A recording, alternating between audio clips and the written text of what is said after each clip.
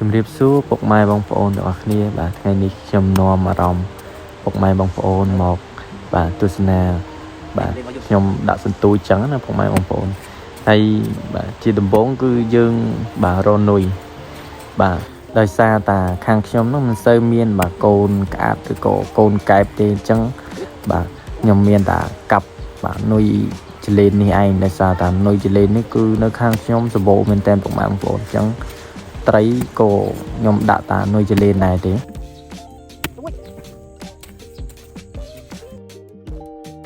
បន្ទាប់ពីបាទខ្ញុំកាប់បានយ៉ាងច្រើនសមល្មមហើយគឺខ្ញុំបាទជិះទៅរកកន្លែងដាក់ពុកម៉ែបងប្អូនអញ្ចឹងពីកន្លែងដែលខ្ញុំ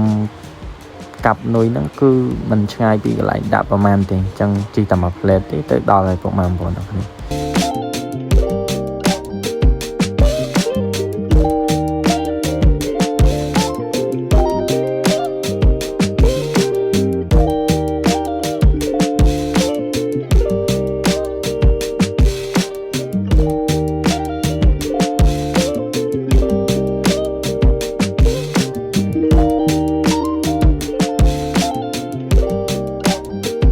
បន្ទាប់ពីយើងបាទជី2-3នាទីមកក៏មកដល់កន្លែងដាក់ពុកម៉ែបងប្អូនទាំងគ្នាហើយកន្លែងដាក់នេះគឺបាទនៅជាប់នឹងមាត់បឹងហើយមានស្រែមានអីចឹងណាពុកម៉ែបងប្អូនទាំងគ្នាហើយដាក់ខែនេះដែរពុកម៉ែបងប្អូនទាំងគ្នាមិនសូវបាទត្រីវាស៊ីប៉ុន្មានទេដោយសារតែបាទខែនេះគឺខែរៀងសូវទុំចឹងណាពុកម៉ែបងប្អូនទាំងគ្នាបាទនេះពុកម៉ែបងប្អូនយើងកាយរបស់យើងបាទហើយជា100ជាងហើយនេះនុយរបស់យើងនុយចលេនបងប្អូនទាំងគ្នាបាទតោះយើងទៅទស្សនាហើយយើងដាក់កាយរបស់គ្នាបងប្អូន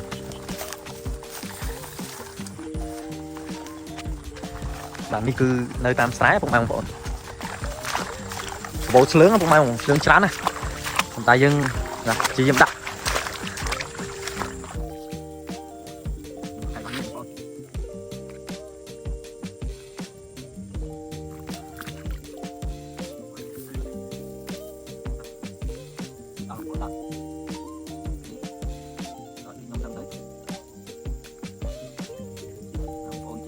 ដល់តាមហ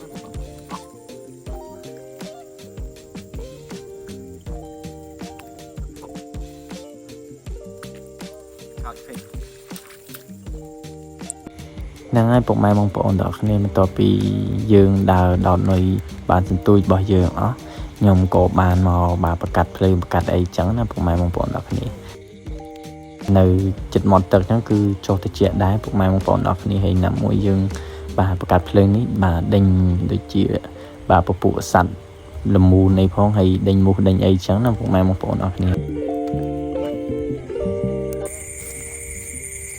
បងមកមើលបកាយរបស់យើងទាំងគ្នាដាក់ចូលទេក៏អត់ដែរទៀត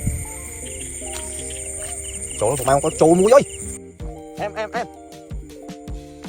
បត់ដៃអើយចូលមកបងប្អូនចូលមកទៀតបងប្អូនចូលមកទៀតទូចទូចមក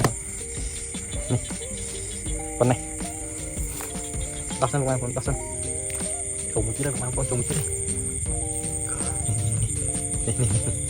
អូខេចូលទៀតហើយ